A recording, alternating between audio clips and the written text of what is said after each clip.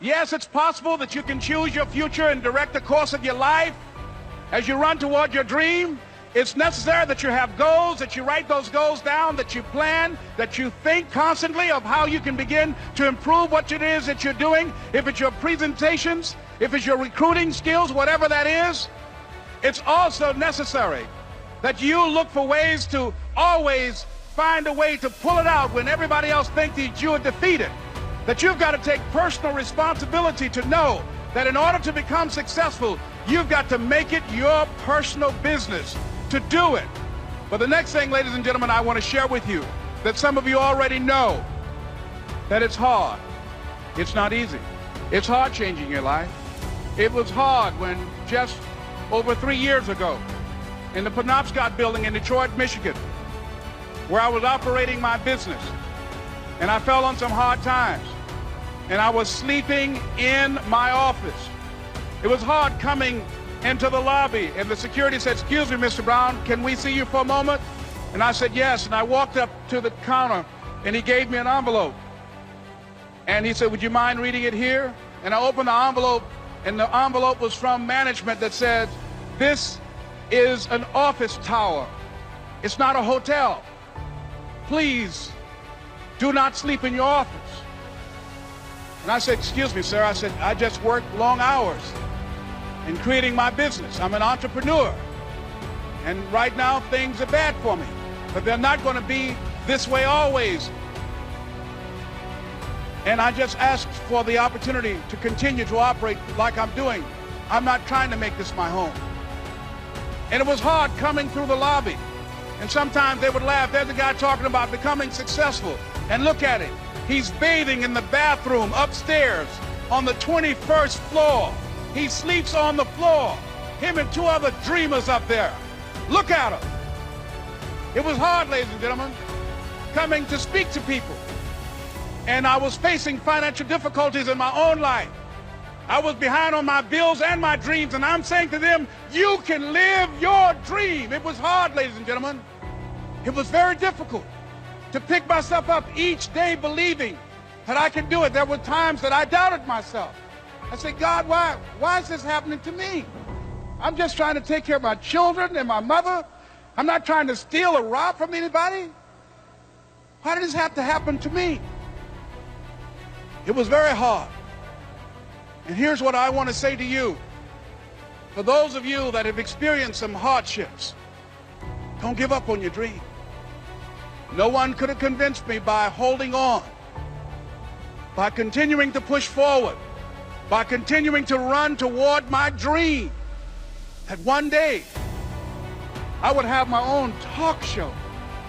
It's a long shot, ladies and gentlemen, from Liberty City, an abandoned building on a floor, never knowing my mother or father. It's a long shot.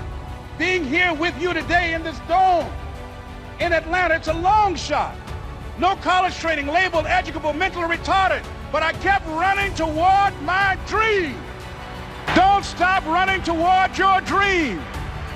It's very important as you hold on to that dream. There are moments when you're going to doubt yourself. There are rough times that are going to come, but they have not come to stay. They have come to pass. It's very important for you to know that. Don't say I'm having a bad day. Say I'm having a character building day. It's very important for you to believe that you are the one to make this happen. I remember this high school teacher, Mr. Leroy Washington, at the end of school one June, it was just a few days before we were supposed to leave. And I just got my report card. And it indicated that I'd failed history. And I failed English, and I would have to go to summer school. And I was feeling within myself that I was a failure, that I'm slower than most people in getting paperwork, and I was feeling down on myself and very negative. And Mr. Washington was giving a speech to the graduating seniors, and I was in 11th grade. And even though I wasn't supposed to be in there, I went in there because the speech he was giving, that speech was for me. And as he talked, my heart began to beat fast. tears began to run down my eyes, and I was in the back just listening to him, because he said, and he was a very dramatic man. I still talk to him to this day. He said, as graduating seniors of Booker T. Washington High School, I want you to know that you're blessed and highly favored, and that as you go toward the future, begin to know that you have greatness within you. And if just one of you here begin to envision yourselves as being blessed and highly favored to reach your goals, if just one of you capture the essence of what that means, that you have greatness within you and a responsibility to manifest that greatness, that you can make your parents proud, you can make your school proud, you can touch millions of people's lives, and the world will never be the same again because you came this way. And the students gave him a rousing standing ovation. And as he left the auditorium, I ran down the steps and I caught him in the parking lot. I said, Mr. Washington? He said, yes. I said, do you remember me, sir? He said, no. I said, my name is Leslie Brown. My mother, she works in the cafeteria here. I'm one of the twins, Leslie and Wesley. I said, Mr. Washington, but you know, I got these big dreams. You know, I like talking to people. I love people. I said, I want to work with people, and I got this dream of buying my mama a home. Could I do that, Mr. Washington? He said, it's possible, Mr. Brown. And as he walked away, I called him again. I said, Mr. Washington? He said, what do you want now? I said, I'm the one, sir. I said, I'm the one. You remember me, sir. I'm Miss Mamie Brown's boy. I'm the one. I'm the one. But that's why you're here, because you are the one. And I remember when PBS first played one of my specials called You Deserve, one Sunday afternoon in Miami, Florida. I had some friends call him to tell him to tune in. And he watched the program. He called me in Detroit, and I answered the phone. I said, hello. He said, may I speak to Les Brown, please? I said, who's calling? He said, you know who this is. I said, oh, Mr. Washington, it's you. He said, you were the one, weren't you? I said, yes, sir. He said, and you were so crazy. I said, I know, but I'm rich now. Ladies and gentlemen, it's not going to be easy. It was hard laying on the floor of the Penobscot building, looking out of the window, daydreaming, saying, Les, can you do this? Can you make this happen? I used to listen to tapes day in and day out about See You at the Top, my great friend Zig and Dennis Waitley and different other motivational speakers, and Dr. Norman Vincent Peale and Dexter saying, don't let nobody steal your dream. I used to ask myself, can I do this? And something said within me, you're the one. You're the one. And let me tell you something, ladies and gentlemen. While you're here, and before you go back home to your respective cities and communities, write down at least 5 reasons on why you deserve your dream, on why you won't give up, what's going to make you unstoppable, why you must be unreasonable, because logical, practical thinking says you can't do it today. But if you want to produce unreasonable results in your life, like living your dream and taking charge of your destiny, you've got to be an unreasonable person. You've got to be an uncommon person. So write down the reasons of why you're here. My first major goal was to buy my mother a home. And let me tell you something, ladies and gentlemen. What will reasons do, Les? Nietzsche said, if you know the why for doing, you can endure almost anyhow. What do you mean by that?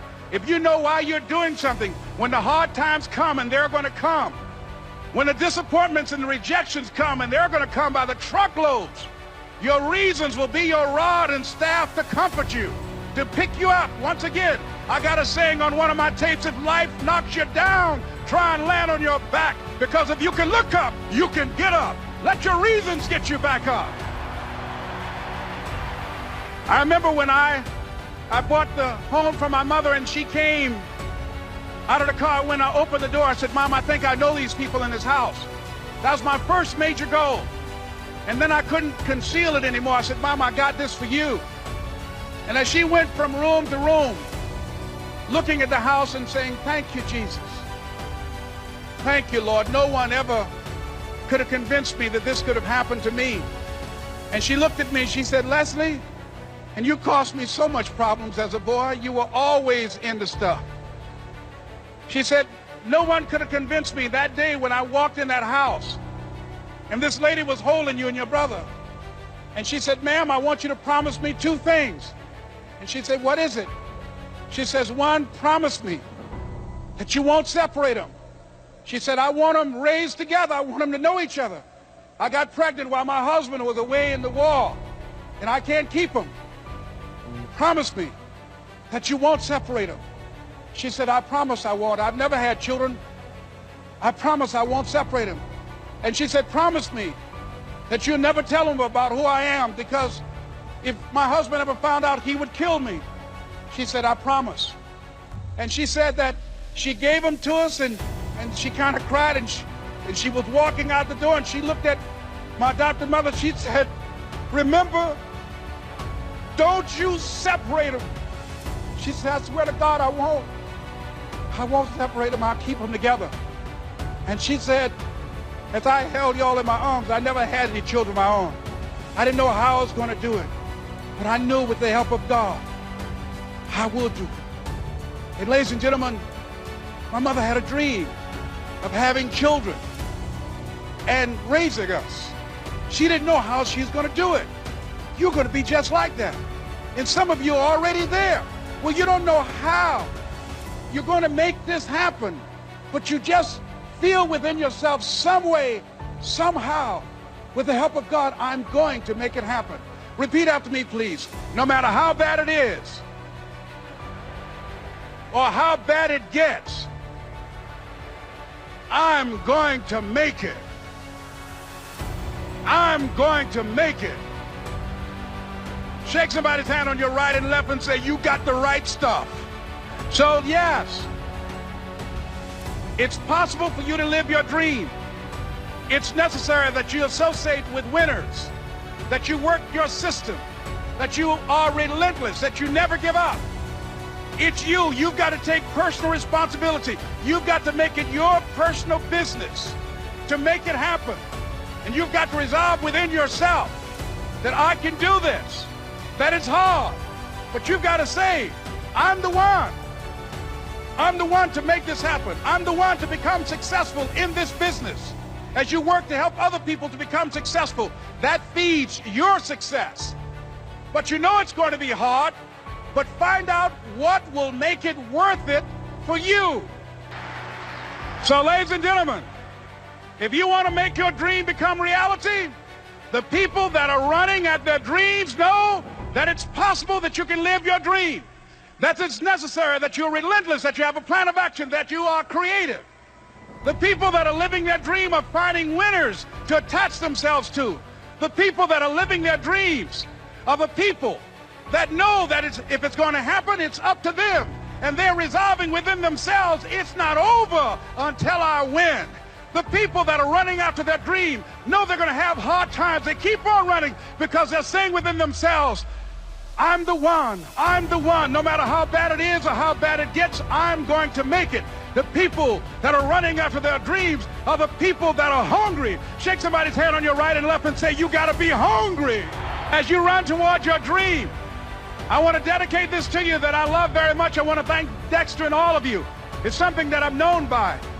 It's on our tapes called Choosing Your Future, and it says simply this, that if you want a thing bad enough to go out and fight for it, to work day and night for it, to give up your time, your peace, and your sleep for it, if all that you dream and scheme is about it, and life seems useless and worthless without it, and if you gladly sweat for it and fret for it and plan for it and lose all your terror of the opposition for it, and if you simply go after that thing that you want with all of your capacity, strength and sagacity, faith, hope and confidence, and stern pertinacity, if neither cold poverty, famish or gulf, sickness or pain or body and brain can keep you away from the thing that you want. If dogged and grim, you besiege and beset it, with the help of God, you'll get it. This is Mrs. Mamie Brown's baby boy, Leslie Calvin Brown, saying, it's been a plum-pleasing pleasure as well as a privilege. Thank you.